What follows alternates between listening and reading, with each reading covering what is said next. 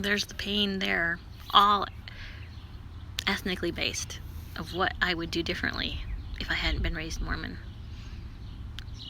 Maybe even who I would have married, where I would have lived. Like, now I want to learn the hula, and I want to know the language. My mother was employed in the summer times in Michigan in the lake resorts as a hula dancer. Did she teach it to me? No. She went to Kamehameha schools. She knew the language. Did she teach it to me? No. You know, I feel like an M&M sometimes.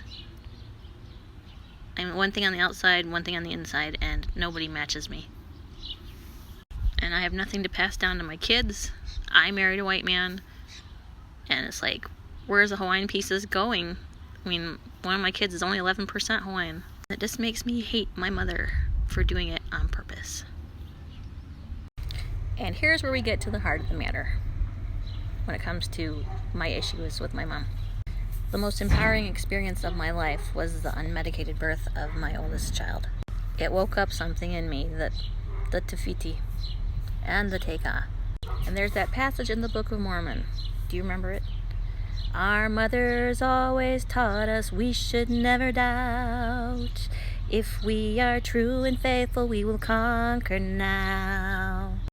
According to the Book of Mormon mythology, that drastically changed the people. It was when the mothers were the righteous ones, the smart ones, the strong ones.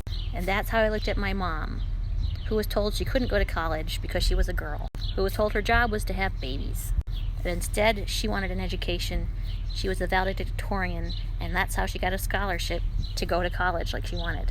And so that's the way I idealized my mom. So you'd think that my mother would have been a feminist, would have promoted the welfare of her 6 daughters. But she had internalized misogyny. Thank you, Mormon Church. And so she wanted sons, and all of us were a disappointment one after another, because none of us was David Ronald.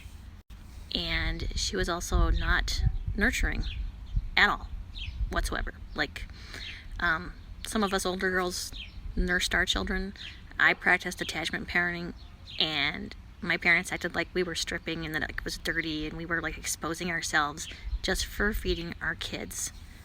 My mom would say that, oh, you're feeding your baby like a dog feeds her puppies. So there was not a maternal bone in her body. There was an educator bone, but nothing maternal. But I'd always remembered this lesson of education. And so when I came out to Montana, I decided to go back to school and become a midwife.